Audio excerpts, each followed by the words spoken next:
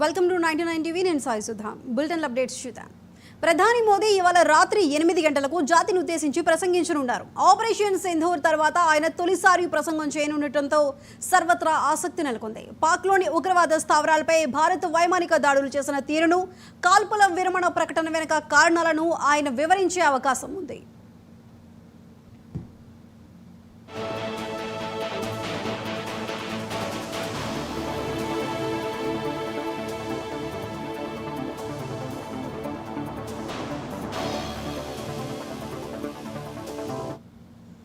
ప్రధాని మోదీ ఇవాళ రాత్రి 8 గంటలకు జాతిని ఉద్దేశించి ప్రసంగించనున్నారు. ఆపరేషన్ సింధూర్ తర్వాత ఆయన తొలిసారి ప్రసంగం చేయనుండటంతో సర్వత్రా ఆసక్తి నెలకొంది.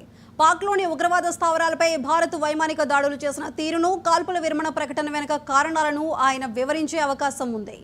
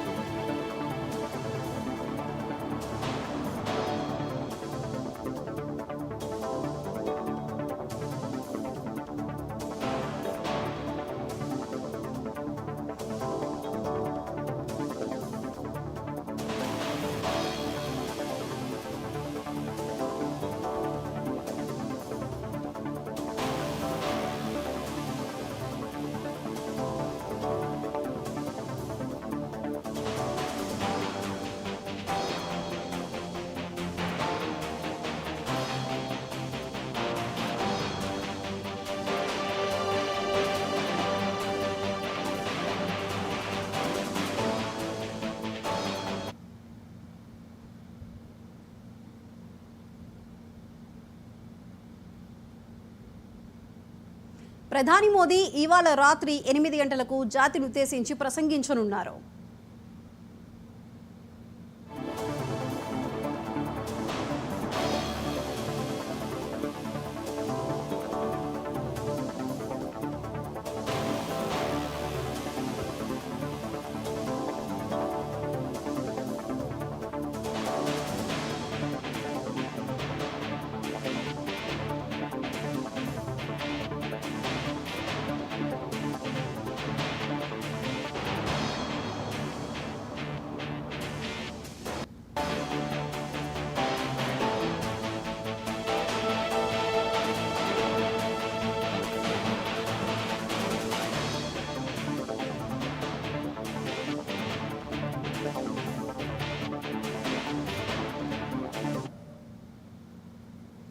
ప్రధాని మోదీ ఇవాళ రాత్రి 8 గంటలకు జాతిని ఉద్దేశించి ప్రసంగించనున్నారు. ఆపరేషన్ సింధూర్ తర్వాత ఆయన తొలిసారి ప్రసంగం చేస్తూ ఉండటంతో సర్వత్రా ఆసక్తి నెలకొంది. పాక్లోని ఉగ్రవాద స్థావరాలపై భారత్ వైమానిక దాడులు చేసిన తీరును, కాల్పుల విరమణ ప్రకటన వెనుక కారణాలను ఆయన వివరించే అవకాశం ఉంది.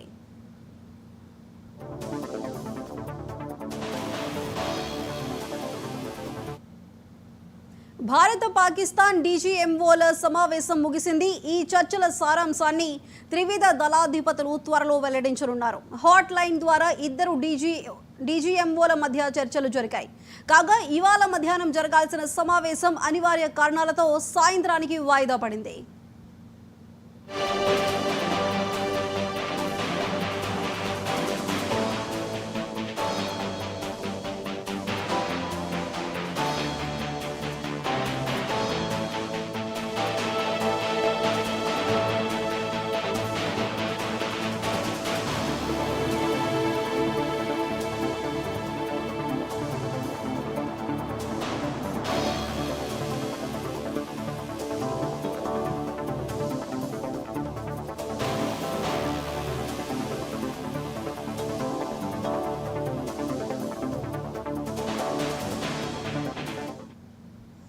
భారత పాకిస్తాన్ డీజీఎంఓల సమావేశం ముగిసింది. ఈ చర్చల సారాంశాన్ని త్రివిధ దళాధిపతులు త్వరలో వెల్లడించబోతున్నారు.